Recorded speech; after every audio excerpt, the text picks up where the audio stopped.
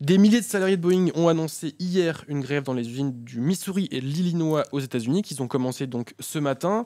Ils ont refusé un accord prévoyant une hausse des salaires de 20% sur 4 ans et plus de congés, puis de 40%.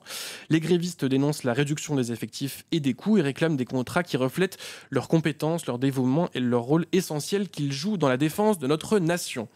Alors d'abord, un petit point sur la grève. Christophe, donc ils ont bien entamé cette grève. Oui. C'est bien dans les deux usines que j'ai mentionnées, dans le Missouri et dans l'Illinois. Oui. Ça concerne combien de personnes à peu près ? 3200 salariés syndiqués.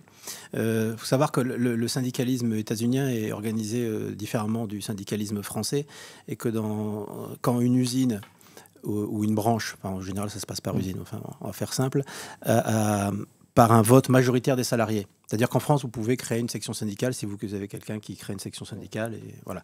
Aux États-Unis, il y a besoin d'un vote majoritaire depuis les années 30 et une loi qui reconnaît le fait syndical, mais qui en même temps le reconnaît qu'à la condition qu'une majorité de salariés d'une usine vote en faveur de la création d'un syndicat. Et à partir de ce moment-là, tous les salariés sont syndiqués. Donc, c'est-à-dire, par définition, le taux de gréviste, il est de 100%. Ah oui, d'accord. Oui, voilà. Donc tous les salariés sont syndiqués. Donc c'est ce qui veut dire que les syndicats représentent l'ensemble des salariés qui posent d'autres problèmes. Mais bon, donc là il y a 3200 salariés qui sont en grève avec leurs syndicats dans deux usines, comme tu l'as dit, de l'Illinois et du Missouri. Voilà, c'est deux États qui sont dans le Midwest, qui se touchent, Chicago, Saint-Louis, voilà, regardez sur une carte, et qui fabriquent, alors c'est Boeing, mais ce sont des productions d'avions militaires. Ouais, c'est pour ça que je disais, je voulais revenir sur, donc dans le communiqué des grévistes, c'est le rôle essentiel qu'ils jouent dans la défense de notre nation. C'est ça à quoi ça fait référence, c'est parce qu'ils produisent des avions de chasse, de combat ? Oui, les F-15 et les... j'ai oublié le deuxième modèle, il faut que je me réveille un peu ce matin, moi. Les F-15 et les... pas les F-35, parce que les F-35, j'ai le papier d'Euronews sous les yeux. F-47 non, le F-47, il est pas produit encore. C'est la nouvelle génération. Ah oui, d'accord. Peut-être que c'est le F-35. Bon, en tout cas, les avions de chasse états-uniens. Et donc évidemment c'est un levier. On voit bien qu'ils ont un levier particulier là avec cette production. Et ça appartient au groupe Boeing. Voilà. Tu dis que c'est un levier particulier parce que ça veut dire qu'ils ont ciblé ces usines en particulier parce qu'ils savaient l'importance stratégique ou parce qu'il se passe des choses particulières dans ces usines-là justement ? Non, alors en fait je pense pas que le syndicat est ciblé parce que alors le syndicat, il y a un syndicat global. En général, aux États-Unis, vous verrez, vous avez le nom du syndicat et après vous avez local 837, local 226. C'est-à-dire c'est la territorialisation. Là aussi, c'est un peu différent. Donc, c'est un syndicat national qui dispose de plus de 600 000 membres actifs et retraités, gros syndicat, dans 200 industries différentes, donc pas seulement pas seulement Boeing, là aussi c'est un peu différent. Et là, c'est vraiment le local qui a décidé, c'est-à-dire c'est la section syndicale locale des deux usines qui a décidé. Je ne pense pas donc ça n'a pas été ciblé, c'est simplement que des revendications étaient fortes là et que, de fait, ça représente pour eux un levier de produire des avions de chasse, la plupart du temps à l'exportation. Ils disent que c'est pour la défense de la nation, mais c'est surtout pour vendre. Bon. Pour défendre la nation à partir d'autres pays, quoi. C'est pratique. Et du coup, est-ce que ça peut avoir un impact ? Est-ce que cette grève peut avoir un impact sur justement la production ? Tu parlais d'une nouvelle génération d'avions. Oui, mais ça, ne sera pas forcément d'impact parce qu'eux, ils sont à la production, ils ne sont pas à la conception, donc ça n'aura pas d'impact sur les générations suivantes. On va reparler un peu parce que tu parles beaucoup du syndicat, on va en parler parce que c'est important de faire un point là-dessus, mais avant, toujours sur cette grève, j'ai parlé des revendications et de l'accord qu'ils ont refusé. Donc la direction proposait une hausse des salaires de 20% sur 4 ans, plus de congés et puis une hausse des salaires de 40%. De l'extérieur, ça pourrait être un accord qui pourrait être envisageable, on a l'impression. Pourquoi est-ce que les syndicats ont refusé ? Pourquoi les salariés ont refusé ? Et surtout, qu'est-ce qu'ils réclament à la place ? Ouais.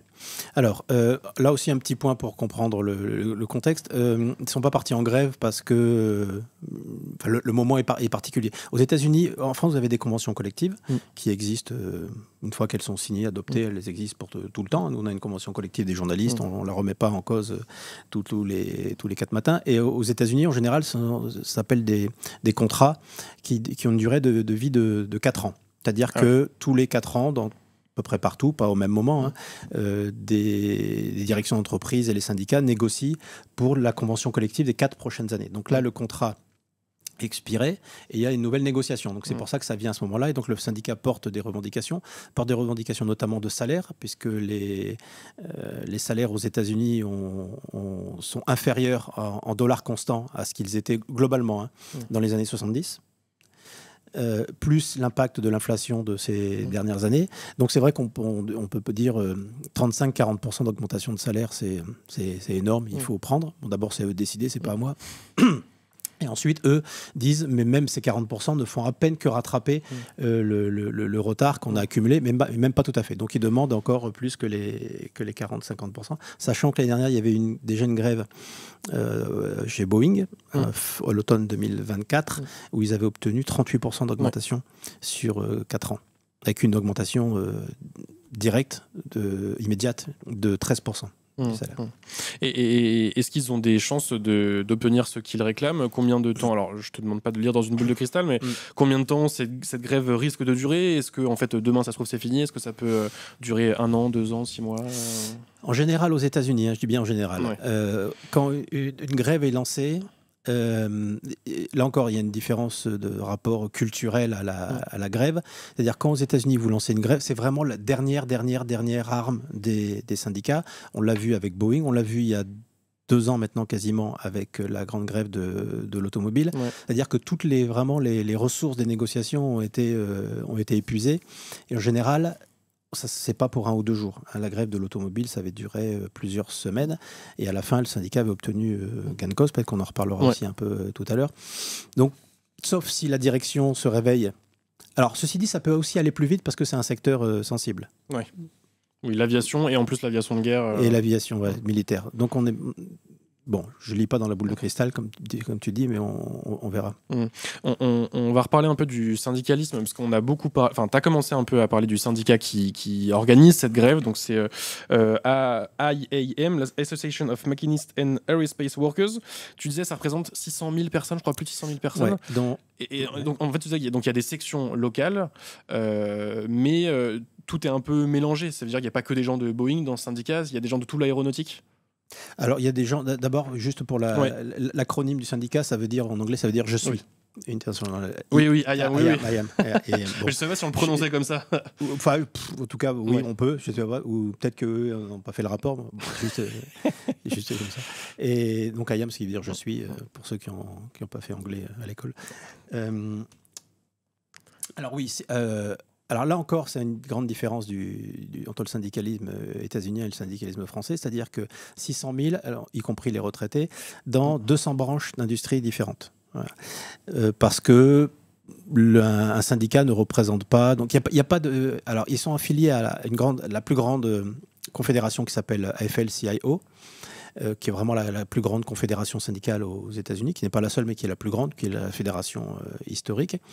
Et eux organisent un peu en fonction de... je prends un exemple, on parlait du syndicat de l'automobile. UAW, United Auto Workers, donc, qui est le syndicat historique des années 30, qui est le premier syndicat qui a vraiment été reconnu dans les années 30, après des grèves sanglantes, littéralement sanglantes, dans les usines Ford à côté de Détroit. Aujourd'hui, plus de la moitié des syndiqués de l'UAW le sont dans les universités. C'est-à-dire que l'UAW, à un moment, il y a eu début de syndicalisation des universités, notamment des doctorants et post-doctorants qui donnaient des cours dans les années 2018-2019, notamment à Harvard et dans d'autres universités. Et UAW a proposé à ces doctorants et post-doctorants d'apporter leurs ressources qu'ils ont, juridiques, d'organisation. Et donc, les doctorants ont dit oui, ok. Donc, ils sont devenus syndiqués de l'UAW. Alors, donc, ça veut dire qu'en fait, il y a des étudiants et des doctorants qui sont syndiqués dans un syndicat qui normalement, historiquement regroupe automobile. C'est un truc qu'on pourrait difficilement imaginer en France. Complètement, je sais pas, la fédération CGT de Minénergie, un étudiant ne peut pas dire moi, je participe à vos réunions, etc. Et d'ailleurs, l'histoire de l'UAW est assez incroyable. La direction du syndicat était devenue très molle et très centriste. Il y a une enquête du ministère de la Justice, ministère fédéral de la Justice, qui a conclu à des cas de corruption. Donc l'ancienne direction a été balayée, il y a eu une élection, une nouvelle direction a été élue, plus sur une liste qui s'appelle de réforme, c'est-à-dire sur la base d'un syndicalisme plus revendicatif. Le président a été élu, donc c'est Shawn Fain, qu'on a vu pendant la grève de 2023. Et avec lui, des directeurs régionaux, parce que le syndicat est organisé aussi en région, donc notamment le directeur de la région de 9A, je crois, c'est-à-dire New York et Boston, et Brandon Mancia. Brandon Mancia, c'est un doctorant de 31 ans qui avait mené la grève à Harvard, dont les parents sont des migrants sud-américains, guatémaltèques, je crois. Et donc Brandon Mancia est le directeur du syndicat de l'automobile pour la région de New York, mais il était à Harvard. Prof, maintenant, il était doctorant à Harvard. Voilà. Et donc plus de la moitié aujourd'hui. Oui, non, c'est quelque chose qui est absolument impensable. De toute façon, c'est même pas impensable, c'est impossible dans le type d'organisation. Même s'il y a toujours évidemment des liens des fois entre les mouvements étudiants, les mouvements ouvriers, etc. Mais à ce point-là, beaucoup moins. On parle beaucoup de UAW, donc le syndicat de l'automobile. Est-ce que IAM, le syndicat aéronautique, représente autant d'importance, a un poids aussi important que UAW? Non, c'est un peu l'équivalent pour l'aéronautique, non, un peu moins? Oui, mais moins quand même, parce que l'automobile et l'UAW, il y a un double poids symbolique. D'abord, l'automobile, c'est vraiment l'industrie berceau des États-Unis. Hein, voilà. Avec Ford, tu disais tout à l'heure. Oui, la première usine d'automobile à Détroit, c'était Ford. Puis après, il y a ce qu'on appelle les Big Three, les trois grands constructeurs, donc de General Motors, Ford et Chrysler. Alors que maintenant qu'il n'y a plus Chrysler, ça appartient à Stellantis. C'est vraiment... et donc, dans l'imaginaire américain, c'est très puissant. Enfin, on voit bien... La voiture a un rôle assez central dans l'imaginaire collectif. Clairement.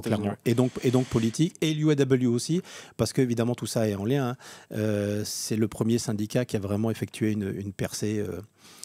notamment chez Ford, en l'occurrence, je l'avais dit tout à l'heure. Donc non, c'est pas équivalent en termes de poids réel et de symbolique. On parle des mouvements de grève dans l'automobile, on parle des mouvements de grève dans l'aviation. Il y a un autre mouvement de grève assez récent, fin 2024, à Starbucks, dont tu as aussi fait des papiers il y a quelques mois, il y a 6 mois, un truc comme ça.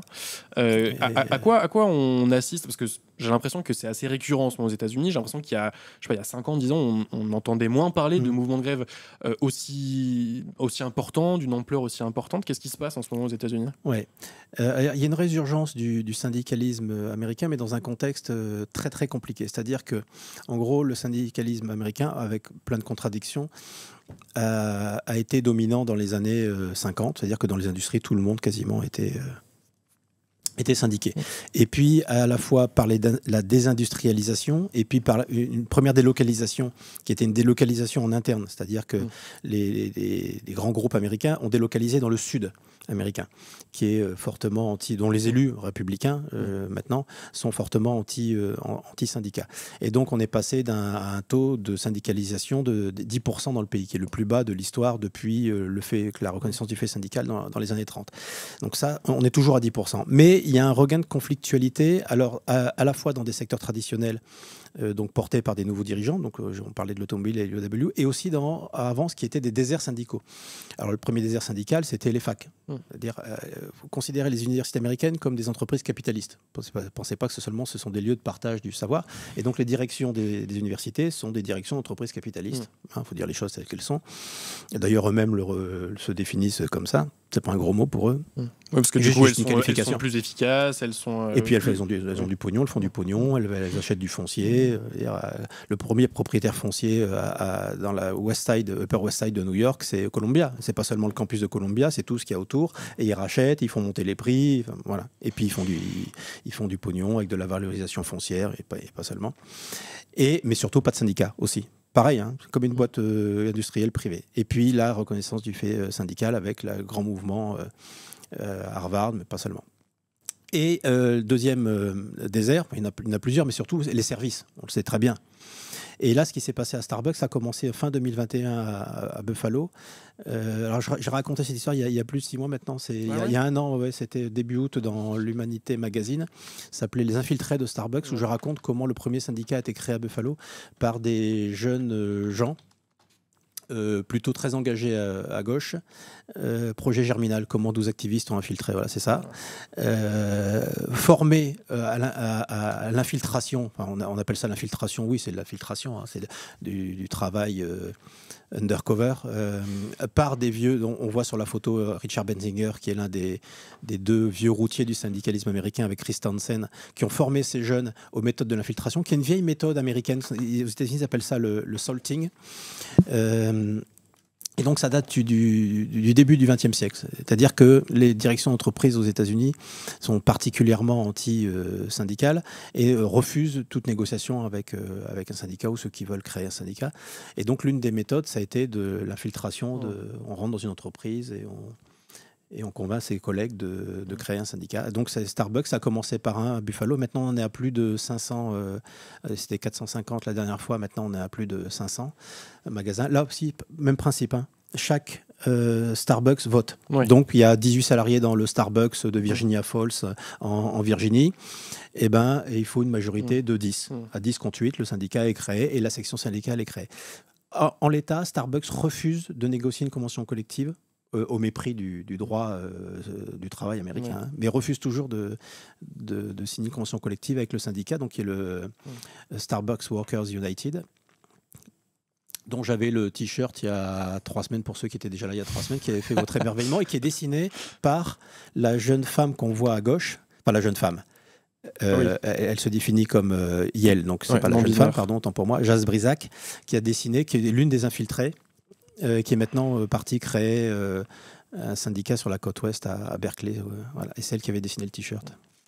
Donc Starbucks, automobile, aviation, il y a une résurgence, une prise d'importance du syndicalisme et des mouvements de grève revendicatifs aux États-Unis depuis quelques années. Tu parlais de 2021 pour Starbucks. Oui, ça a commencé il y a une dizaine d'années, parce qu'il y a eu aussi des mouvements dans le théâtre. Dans les établissements culturels qui n'étaient pas syndiqués. Et en fait, tout ça est lié à l'arrivée d'une nouvelle génération. Alors, ceux qui me suivent un peu, ou qui parfois ont le malheur de m'entendre, savent que c'est un peu ma marotte, toi tu le sais. Mais clairement, le renouvellement générationnel aux États-Unis, la nouvelle génération, c'était les millennials, donc nés entre 80 et 95, 16, puis le Gen Z, depuis 97, apporte pour des raisons, on ne va pas rentrer là-dedans, c'est pas l'objet, mais apporte un regard nouveau. Alors, en fait, ils sont beaucoup plus à gauche, ils sont plus diplômés, ils sont plus à gauche, ils sont plus divers, et ils sont aussi plus pro-syndicats. Alors ça se voit dans les enquêtes d'opinion, hein, la cote de popularité des syndicats remonte très clairement parmi les nouvelles générations, et puis ils s'investissent. Voilà. Là, clairement, c'est que des jeunes. Alors, il n'est pas sur la photo, mais le deuxième vieux routard, Chris Townsend, qui était une source très ancienne que j'ai aux États-Unis, dit en gros, on a pris des jeunes gauchistes qui voulaient en découdre avec le capitalisme, et on les a formés à l'infiltration syndicale, et voilà, ça s'est fait. Et donc, c'est pas un épiphénomène, c'est quelque chose d'assez central, avec évidemment des obstacles juridiques. Le droit social américain est famélique, hein, le droit du travail aussi, et des obstacles évidemment liés à l'argent que mettent les directions d'entreprise pour empêcher la création d'un syndicat. Donc il y a plein d'obstacles, mais bon, le taux pour l'instant reste à 10% nationalement, et il y a quand même des percées qui ont du sens. La victoire de UAW, la création d'un syndicat à Starbucks, la création pour la première fois d'un syndicat à Amazon à New York, hein. Et là, la victoire de Boeing, on verra aussi ce que ça donnera dans cette grève-ci. Quelqu'un nous demande comment ça se fait que les USAS soient autant anti-syndicats. On en parlait il y a quelques minutes, tu viens sûrement d'arriver. Est-ce que tu peux nous refaire un petit résumé, d'où ça vient l'antisyndicalisme aux États-Unis? Enfin, en fait, c'était pas antisyndicalisme au début, mais ça l'est devenu, et c'est en train de changer un peu. En fait, c'était je suis en train de regarder une série, je vous le dis, sur. Alors, je crois que je la vois sur Canal, mais ça doit être HBO, ça s'appelle Gilded Age. Donc Gilded Age, c'est la fin c'est l'époque de la fin du 19e siècle, dont Trump parle beaucoup, vraiment de l'explosion du capitalisme américain entre 1860 et 1890. Et donc la construction des grandes fortunes, les JP Morgan dans la banque, les Rockefeller dans le pétrole, les Carnegie dans l'acier, les Vanderbilt dans les chemins de fer. Donc il y a une explosion. Tous ces gens ont été appelés dans la presse à la fin du 19e siècle les barons voleurs. Ah ouais. Voilà. Et les barons voleurs ne voulaient pas de syndicats. Ouais. Voilà. Il n'y a pas plus anti-syndical qu'un patron capitaliste américain, y compris parce qu'il n'y a pas de tradition. Vous voyez, le syndicalisme, enfin, je ne vais pas faire une thèse là-dessus, mais le syndicalisme français, c'est quand même appuyé sur une tradition c'est le pays des révolutions, la Révolution française de 1848, de culture de la mobilisation. Hein. Aux États-Unis, pas du tout. Donc les syndicats ont été... quand je dis c'est une histoire sanglante, c'est littéralement une histoire sanglante, avec la mobilisation d'agences privées, notamment l'agence Pinkerton qui allait briser les grèves. Et en 1936, donc il y a une reconnaissance du fait syndical par une loi qui s'appelle la loi Wagner, et notamment ça perce dans l'automobile, mais ça avait commencé aussi un peu dans les mines. Et donc le fait syndical était reconnu jusqu'en... accepté, disons. C'est un peu le consensus du New Deal de 36 aux années 70, globalement. Tout le monde était d'accord pour dire les syndicats, c'est important. Et à partir des années 70, c'est aussi lié au début de la révolution conservatrice qui mènera Reagan à la Maison-Blanche. Les républicains, notamment, reviennent sur tout ce qui a fait le New Deal, donc notamment des taux d'imposition très élevés. Les impôts étaient très, très élevés pour le PDG de General Motors dans les années 1950. Le syndicat et donc tout ça apportait au même moment où arrivait la désindustrialisation, c'est-à-dire l'affaissement de la base sur laquelle s'était construit le syndicalisme. Et donc ça... clairement, c'est un champ de bataille. Il y a encore... mais quasiment plus rien, enfin je vais dire plus rien, je mesure parce qu'en même temps il y a le syndicat de l'automobile non seulement a gagné dans sa grève à Détroit, mais a gagné un autre vote, c'était l'année dernière en mars, pour la première fois un vote majoritaire dans une usine du sud à Chattanooga, Volkswagen Chattanooga, voilà, parce que les constructeurs états-uniens comme étrangers, ne jamais sous-estimer le rôle des constructeurs étrangers dans le combat anti-syndical aux États-Unis. Donc Volkswagen notamment, Volkswagen, Toyota, Hyundai sont laissés s'installer dans le sud parce qu'ils savaient très bien, les élus républicains leur donnaient des aides à l'installation, clairement, et en plus leur disaient non mais ici il n'y aura pas de syndicat. Et là pour la première fois, donc le syndicat avait essayé d'organiser à plusieurs reprises, c'était cassé les dents dessus, et pour la première fois il y a eu un vote majoritaire Chattanooga, donc désormais l'usine Volkswagen de Chattanooga est représentée par l'UAW. Avant qu'on continue et qu'on prenne peut-être quelques questions du chat, il y a une question auquel on n'a pas, que je t'ai pas posée et qui pourtant est un peu centrale, parce qu'on parlait bien de Boeing au début. C'est vous n'êtes pas sans savoir que Boeing a que quelques incidents, voire accidents très graves. Il y a une porte d'avion qui s'est décrochée il y a 1 an, je crois, qui a fait beaucoup parler. Il y a eu évidemment le crash de l'Air India il y a quelques mois, et puis globalement les incidents, voire les accidents très, très graves s'accumulent. Est-ce qu'il y a un lien entre ces accidents, ces défauts de conception, de fabrication, de je ne sais pas trop quoi, et le manque d'effectifs, la réduction des coûts que dénoncent les grévistes là aujourd'hui à Boeing? Oui, le point commun, c'est la logique de financiarisation dans laquelle est rentré Boeing au début des années 2000. Donc c'était une entreprise d'ingénieurs, comme souvent les entreprises américaines au départ. C'est un truc d'ingénieurs qui ont été volés par des financiers. Donc c'est clairement la logique financière. On va réduire les coûts. Il y a une enquête fédérale donc qui a reconnu qu'il y a eu des fraudes, je crois. Oui. Boeing a caché clairement des problèmes. D'abord, on va économiser de l'argent sur la sécurité pour faire plus de profit. Ça c'est établi. C'est pas un discours syndical ou de l'humanité, c'est établi. Une enquête. Et après, une fois qu'il y a eu plusieurs incidents, on cache. C'est-à-dire on masque les raisons pour lesquelles ces incidents ont eu lieu. Non, mais clairement, il y a une logique qui est établie. C'est le modèle de financiarisation qui arrive au bout, quoi. Mais bon, on a l'impression que ça fait quand même plusieurs années que ce modèle arrive au bout. Il y a eu plusieurs incidents graves, etc. Est-ce que ces grèves-là des salariés peuvent avoir un impact sur la prise de conscience de Boeing et surtout aussi de l'État, des États fédéraux, de dire là c'est bon, quoi.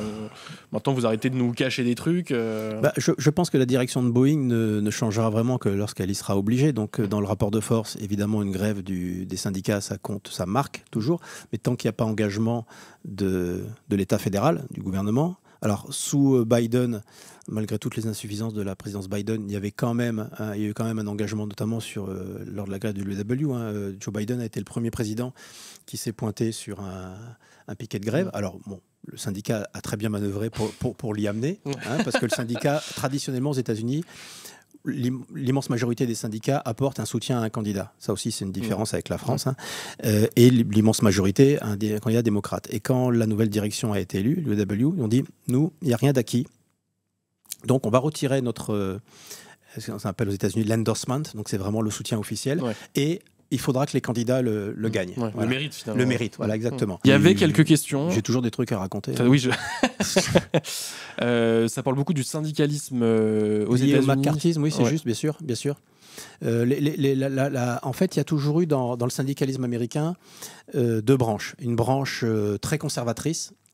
Je sais que c'est un peu peut-être compliqué à entendre à des oreilles françaises, mais il y a une branche très conservatrice aux États-Unis qui a prédominé ces dernières années, et une branche revendicative. Voilà. Et le McCarthyisme, lors de la fusion à FL-CIO, c'est 2 branches. La FL-CIO, 2 syndicats qui existaient avant la guerre, qui ont fusionné après la Seconde Guerre mondiale, donc pour constituer une confédération très, très puissante. Plutôt sur les bases d'un syndicalisme de revendication au départ. Et puis le McCarthyisme est arrivé et, par exemple, on leur a demandé à tous les syndicalistes de signer des engagements sur l'honneur selon lesquels ils n'étaient pas communistes. Voilà. Et donc alors certains étaient communistes parce que les communistes ont joué un rôle central dans la création des syndicats dans les années 30, et pas que dans la création des syndicats, aussi dans le mouvement des droits civiques. Le Parti communiste est très très fort dans les années 30. Il était décapité à partir de 45, 6, 7. Il y a une loi d'ailleurs qui est assez connue, c'est la loi Taft-Hartley de 47, qui vise à mettre le syndicalisme au pas. Et donc certains syndicats ont signé, certains syndicalistes ont signé, d'autres n'ont pas signé. Mais ça a quand même affaibli la branche la plus revendicative du syndicalisme américain pour en faire en fait un syndicalisme de gestion des acquis. Alors ces acquis ont été... quand vous étiez syndiqué salarié de l'automobile dans les années 50, c'était un peu l'aristocratie de la classe ouvrière, c'est-à-dire que vous aviez un bon contrat, vous aviez un bon salaire, un syndicat qui était puissant puisqu'il regroupait tout le monde, avec un bon salaire, une bonne protection sociale qui n'existe pas par ailleurs aux États-Unis, qui est fournie par... Et puis vous pouviez envoyer, c'est ça en fait fondamentalement le rêve américain, et c'est ça qui a disparu ces 20 dernières années, vous pouviez envoyer vos enfants à la fac pour qu'ils deviennent agents immobiliers, avocats, médecins, et une sorte de promotion sociale. Donc c'est ça que ça représentait. Donc quand je dis que c'était la gestion, le syndicat était un peu bureaucratique et gérait l'acquis, c'était cet acquis-là quand même. Hein. Donc c'était quand même un acquis qui était plus favorable que les années 30. Regardez. Et je ne sais plus pourquoi je voulais dire ça. Oui, tu parles du McCarthyisme. Oui, tout à fait, bien sûr. Et donc à partir des années 60 et particulièrement 70, c'est le syndicalisme conservateur qui l'a emporté. Et un syndicalisme conservateur, c'est-à-dire c'est un syndicalisme, on défend les seuls intérêts de nos salariés, mais compris au sens le plus matériel du terme. Je me souviens, j'avais fait il y a quelques années, on a un peu de temps du coup, Roland n'est pas là. Bien sûr. On va dérouler peut-être sur le syndicalisme, c'est un sujet intéressant. Oui, puis ça intéresse aussi les gens, ils posent des questions. Donc, Ouais, j'avais fait un sujet, c'était en 2013 ou 14, peu importe. J'étais allé faire un truc sur les traces de Mohamed Ali. Ah oui. Qu'on a publié au moment de sa mort. Et donc j'étais allé à Louisville, dans le Kentucky, et j'avais rencontré plein de personnes. Notamment, j'avais fait sur les pas d'alliés de l'Amérique, c'est ça. C'est celui-là. Et j'étais allé notamment à une... je ne sais plus exactement quel syndicat, mais enfin peu importe, à une réunion des retraités du syndicat, voilà, à Louisville. Je voulais un peu voir tous les aspects de la vie de Louisville, tous ceux qui avaient éventuellement connu Mohamed Ali. Et je me souviens d'une scène où je parlais, il y avait un homme blanc, une femme blanche, un homme noir, et donc je parlais un peu du syndicat tel qu'il était à l'époque. Et l'homme noir, donc tout simplement du même syndicat, et l'homme noir me dit... dans les années 70, quand on a commencé à rentrer dans les usines, ça a été très très compliqué parce qu'il y a une partie des syndiqués qui étaient contre l'intégration de salariés noirs et même une grande partie du syndicat ou de la direction du syndicat. Et là, il y a une gêne, il y a une sorte de blanc, tu sais, et la femme blanche dit « Oui, nous les femmes, c'était un peu aussi compliqué quand on est arrivé ». Ce qui est aussi vrai, mais Oui, tu mets pas un comparatif entre Oui, les et puis tu souffrances peux dire, et la oui, c'est discrimination. vrai, en fait, on a vécu la même chose, mon gars. Ouais. Et à opposer le truc, Ouais. tu vois. Bon. Et donc, le syndicalisme américain, il y a un syndicalisme américain qui s'est battu pour les droits civiques. Alors, c'est vrai que l'UEW, là aussi, a été très présente. Dans les organisateurs de la marche de Washington, de Martin Luther King et le fameux discours, on oublie qu'au début, la marche, c'est pas la marche pour les droits civiques, c'est la marche pour les non officielle, c'est la marche pour les emplois. Et c'est un syndicaliste noir qui est à l'origine de cette marche, qui voulait déjà la faire dans les années 40 pour mettre la pression sur Washington et le gouvernement, et en l'occurrence sur Roosevelt, pour que Roosevelt prenne des lois. Et que l'UAW et son chef historique, qui s'appelle Walter Reuther, qui est mort d'un accident d'avion dans les années 70, était présent et a apporté toute la logistique, je cherche mes mots, à la marche à Washington. Donc il y a un syndicalisme qui a été totalement en lien avec les mouvements de la société, et un autre syndicalisme qui a dit « nous, on s'occupe des problèmes de nos salariés dans l'usine, pas plus ». Je vois quelques questions dans le chat, mais auxquelles on a déjà partiellement répondu, donc je vous propose d'aller voir la rediff. Par contre, il y en a une question qu'on n'a pas encore adressée, je reviens un peu en arrière. C'est Donald Trump dans tout ça. J'imagine qu'il ne voit pas d'un très très bon oeil ces nouveaux mouvements et cette résurgence du syndicalisme aux États-Unis. Quelle réaction il a? Est-ce qu'il en a une? Est-ce qu'il prend en considération ces gens-là, ou est-ce que de toute façon ça ne l'intéresse pas? Donald Trump s'adresse aux syndiqués, parce que les syndiqués sont tous les salariés.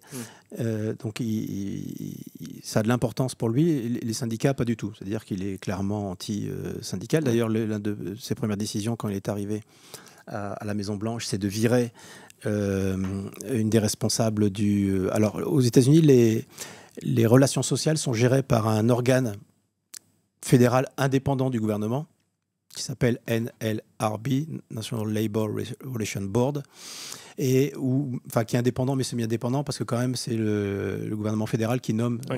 Et donc celle qui avait été nommée était là par Biden. Elle était très pro-syndicale. Le premier truc de Trump, c'était de la virer. Donc Trump est contre les syndicats, mais en revanche, évidemment, les syndiqués l'intéressent. Et aux syndiqués, il a développé un discours. La mondialisation vous a arnaqué. C'est de la faute des démocrates. Ils ont vendu vos emplois à la Chine, au Mexique. Et maintenant, ce sont les immigrants, les migrants, notamment mexicains, sud-américains, qui viennent vous voler vos emplois. Donc, de quel œil il voit cette résurgence-là? De toute façon, la résurgence des syndicats, il la voit d'un mauvais œil. Oui, parce que c'est tout ce qui peut porter atteinte à...